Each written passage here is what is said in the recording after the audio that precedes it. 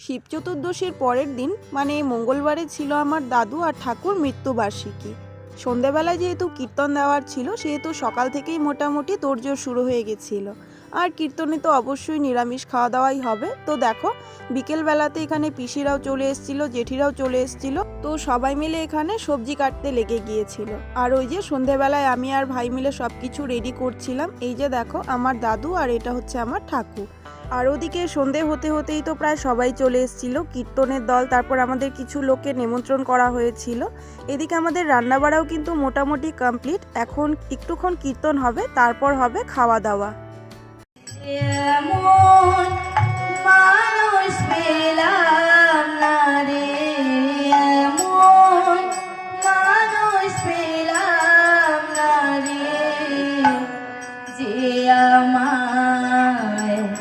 ব্যথা দিল না,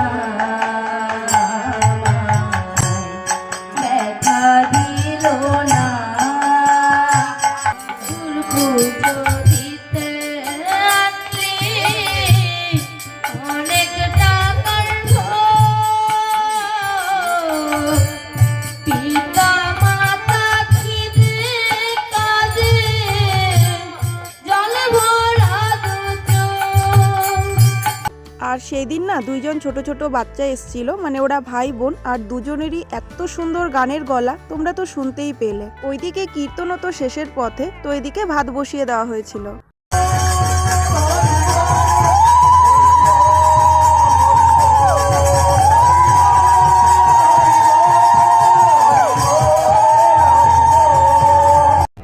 কীর্তন শেষ হতে হতেই মোটামুটি অনেক রাত্র হয়ে গিয়েছিল, 10:30 নাগাদ বেজে গিয়েছিল। তো এখানে রান্নাও ততক্ষণে পুরোপুরি কমপ্লিট হয়ে গেছে। তো প্রথমেই দেখো দাদু আর ঠাকুরকে এখানে প্রসাদ দেওয়া হচ্ছে, মানে ওদেরকে বাড়ানো হচ্ছে, তারপরে এখানে সবাই বসবে।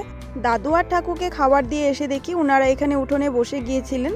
তো ওনাদেরকে খাবার দেওয়ার পর কিন্তু আমরাও বসে গিয়েছিলাম। আর সেদিন মেনু তো খুব সিম্পল ছিল, একটা ভেজ ডাল, পাঁপড়, সব কিছু দিয়ে একটা সবজি, সয়াবিন কাবলি চানা, আলু দিয়ে একটা তরকারি, তার সাথে ছিল চাটনি আর পায়েস। এখন চলো দেখিনি সেদিনের রান্না বান্না কেমন হয়েছিল। খুশি, কেমন হয়েছে রান্না? হ্যাঁ বাবা, কেমন হয়েছে রান্না? খুব ভালো, ভালো হয়েছে। কি এই যে তোমরা মুখ দেখা যা সেইছে আবার বন্ধ হয়ে যাবে মা। শুনো দি একটা ব্লগ। Hello, high by.